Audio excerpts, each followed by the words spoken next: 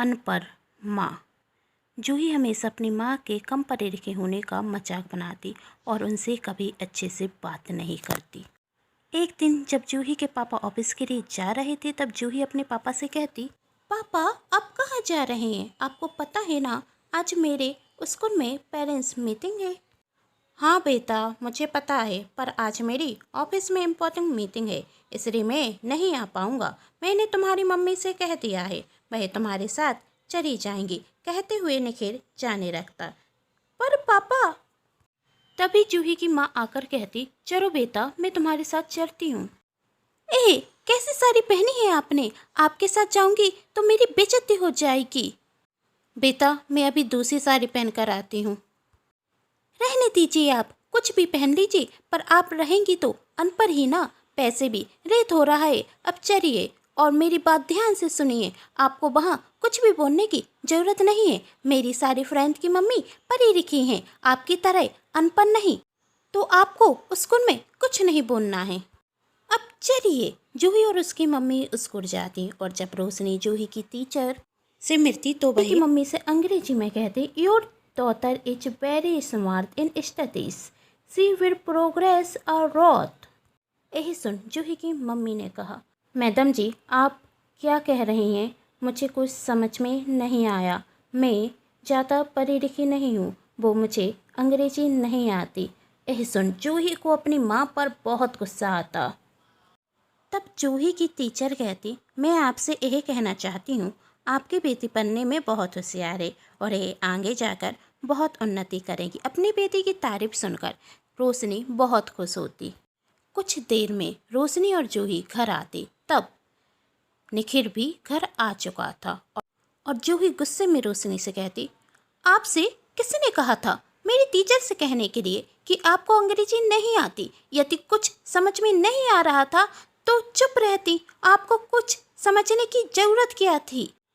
पर बेटा वो क्या? आपकी वजह से मेरी सारे स्कूल के सामने बेइज्जती हो गई। आपको पता है सब मेरा कितना मजाक बनाएंगे कि मेरी माँ अनपढ़ है। यही सुन जूही के पिता निखिल जूही पर गुस्सा होते हुए कहते, ये कौन सा तरीका है अपनी माँ से बात करने का?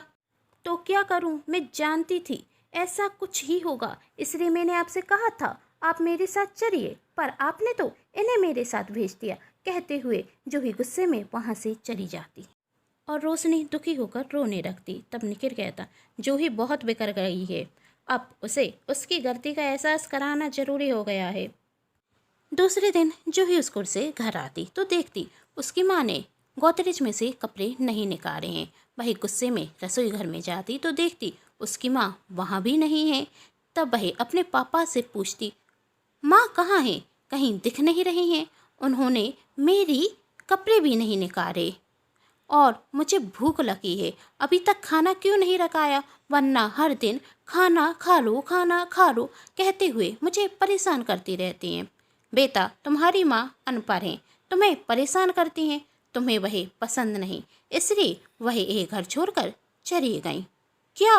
पर कहाँ?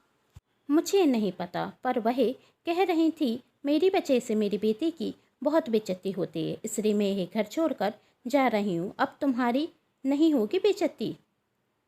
तो आपने उन्हें रोका क्यों नहीं?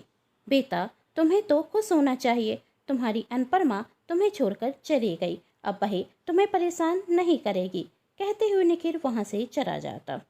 अब रोशनी अपने सारे काम खुद करती और शाम तक उसे अपनी माँ की बहुत याद आती और वह अपने पापा से कहती, चलिए हम माँ को लेकर आते हैं, मैं माँ बिना नहीं रह सकती। तभी वहाँ रोशनी आती। जूही जाकर अपनी माँ से चिपक कर रोने लगती। क्या हुआ बेटा, तुम रो क्यों रही हो?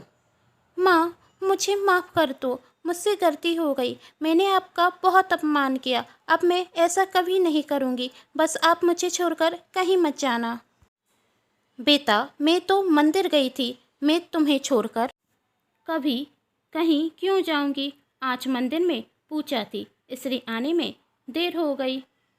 जूही कहती, पर पापा ने कहा आप मुझसे नाराज होकर घर छोड़कर चली गईं।